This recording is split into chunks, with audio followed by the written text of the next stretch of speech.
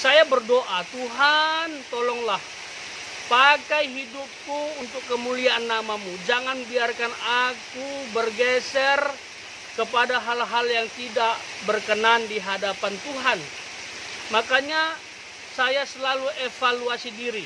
Saya tahu panggilan karunia setiap orang berbeda-beda, tidak harus sama dan bahkan tidak sama. Tapi berjalanlah sesuai dengan panggilan dan karunia kita masing-masing. Hamba Tuhan itu tantangannya luar biasa. Ya, disorot oleh orang banyak dan diharapkan menjadi model, jadi teladan bagi orang banyak. Padahal sejatinya kita juga adalah manusia biasa.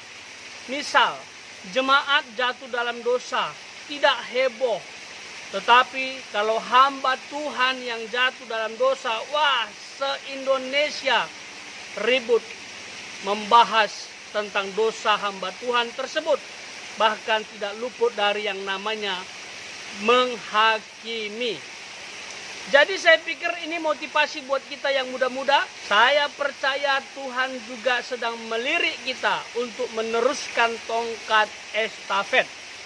Untuk kemuliaan nama Tuhan. Bukan untuk perut kita. Untuk kemuliaan nama Tuhan.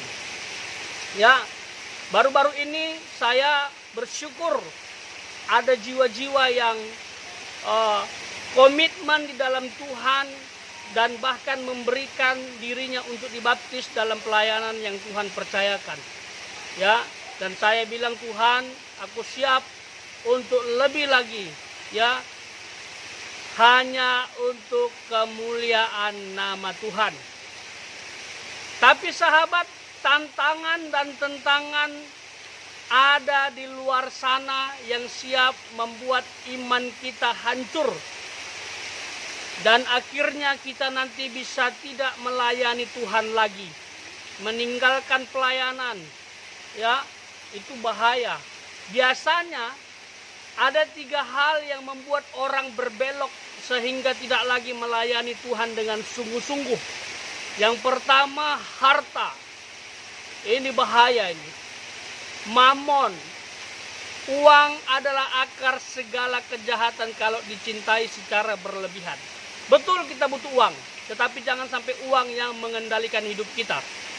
Jadi banyak sekali orang gara-gara uang sudah lagi tidak murni dalam pelayanannya. Makanya saya selalu bilang, Tuhan, kalau bisa melayani dimanapun, saya ingin ya memurnikan hati. Kalau bisa tanpa pamrih. Begitu ya. Dan yang kedua adalah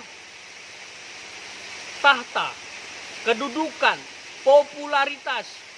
Ya, mau diakui orang, oh aku pendeta hebat, aku hamba Tuhan hebat. Jadi selalu menginginkan pengakuan, pujian, itu tidak boleh. Sebenarnya itu adalah karakter iblis yang ingin disembah, dipuji, diagung-agungkan. Biarlah dia yang semakin tinggi dan kita semakin rendah. Katakan, Allah yang memberkatiku dan memakaiku, dan dialah yang harus dimuliakan. Dan yang ketiga adalah cinta.